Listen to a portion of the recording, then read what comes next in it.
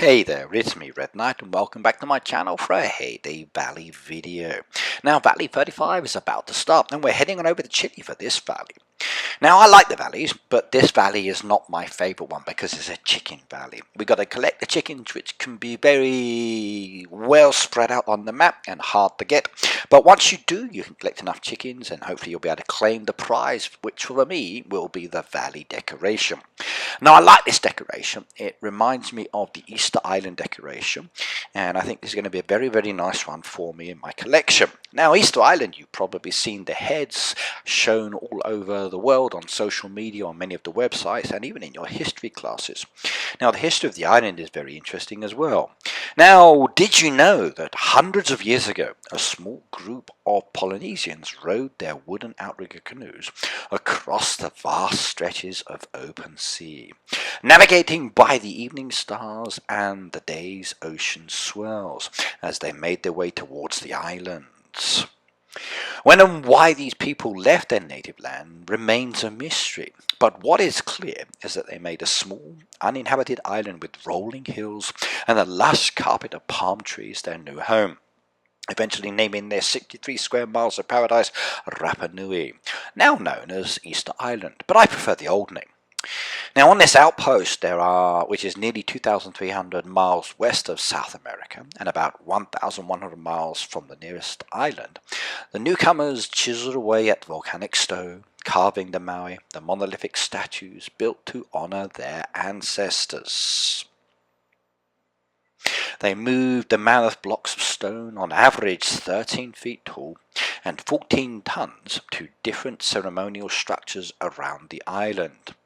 A feat that required several days and many men to do. But I wonder how big and heavy and what size are these statues? Well, let's look at some statistics. Now, the average height is about 13.29 feet or 4 meters. Width at the base 1.6 meters, the head 1.48, body to midpoint 92 centimeters, and there's a lot of other information there as well. All I know is that would have taken some time to carve and to move. Now, the Maui stand with their backs to the sea and are believed by most architects, archaeologists, to represent the spirits of ancestors, chiefs and other high-ranking males who held important positions in the history of the island. The name given by the indigenous people was Rapa Nui. Now, archaeologist Jo Ann van Tilburg, who has studied the Maui for many years, believes that the statues may have been created in the image of various paramount chiefs. Now, they were not individualized portrait sculptures, but standard representations of these powerful individuals. The Maui may also hold a sacred role in the life of the Rapa Nui, acting as ceremonial conduits for communication with the gods. According to Van Tilburg, their physical position between earth and sky puts them on both the secular and sacred ground. Secular in their representation of chief and their ability to physically prop up the sky, and sacred in their proximity to heavenly gods. Van Tilburg concludes the Maui thus mediates between sky and earth, people and chiefs and gods. Found this to be quite interesting, I really did. Now, the word Anui has two meanings in the island's culture. First, an anu is the flat mound or stone pedestal upon which the Maui stand, and you can see that in the decoration. The anus are on average about 4 feet high. The word anu also signifies a sacred ceremonial site where several Maui stand.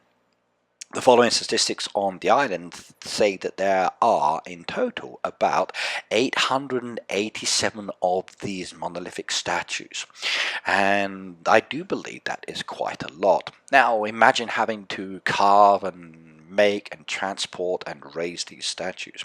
Now, from reading information on the news and watching videos, quite a lot of these statues are more than just heads. They're actually bodies as well, which go down into the ground.